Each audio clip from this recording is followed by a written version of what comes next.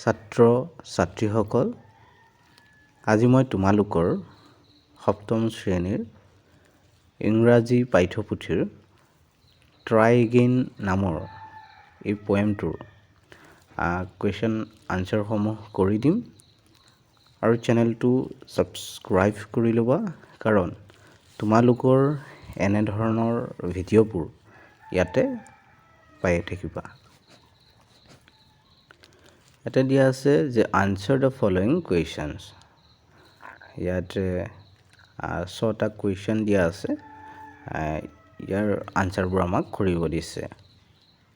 Question 1টো দিয়া আছে যে who is the poet of the poem try again.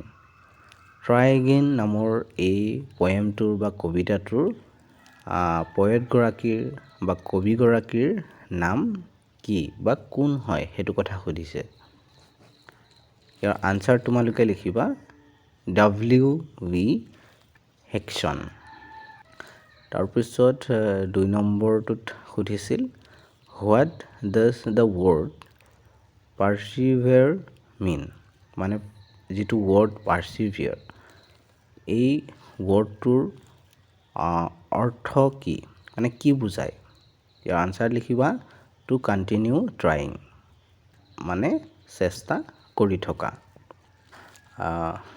তাৰপিছত 3 নম্বৰ যিটো কুৱেশ্যন ইয়াতে দিয়া আছিল what should we do if we don't succeed at first. যদিহে আমি প্ৰথম অৱস্থাত সফলতা অৰ্জন কৰিব নোৱাৰোঁ বা সফল হ'ব নোৱাৰোঁ, তেতিয়া আমি কি কৰা উচিত সেইটো কথা সুধিছে। ইয়াৰ আনচাৰত লিখিবা if we don't succeed at first we should not lose heart and should try again. কি কৈছে, যদিহে আমি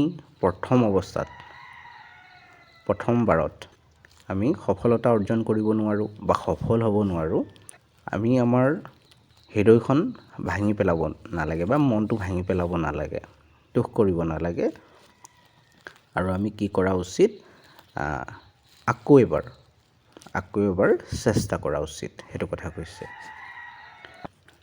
তাৰপিছত যিটো 5 নম্বৰ কুৱেশ্যন তাতে দিয়া আছিল which rule should we always keep in view.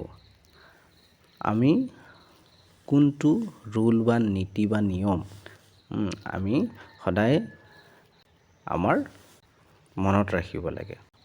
ইয়াৰ আনচাৰত লিখিবা we should always keep in view the rule that what everyone can do can also' be done by us. মানে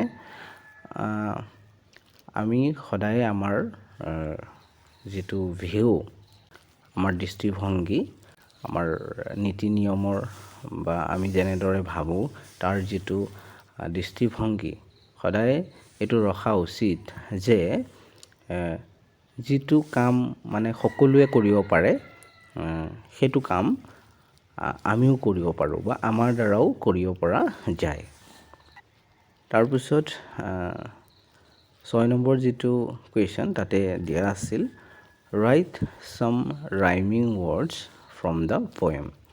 মানে পয়েমটোৰ পৰা বা কবিতাটোৰ পৰা কিছুমান আমাক ৰাইমিং ৱৰ্ড লিখিব দিছে। ইয়াৰ আনচাৰত লিখিবা হিট, ছাকচিড, তাৰপিছত appear, fear, fail, prevail, disgrace, race, heart, revert, তেনেদৰে। তো ছাত্ৰ ছাত্ৰীসকল, ভিডিঅ'টো ইয়ালৈকে আছিল। এতিয়ালৈকে যদিহে চেনেলটো ছাবস্ক্ৰাইব কৰি লোৱা নাই, কৰি লোৱা, কাৰণ তোমালোকৰ এনেধৰণৰ ভিডিঅ'বোৰ ইয়াতে পাই থাকিবা।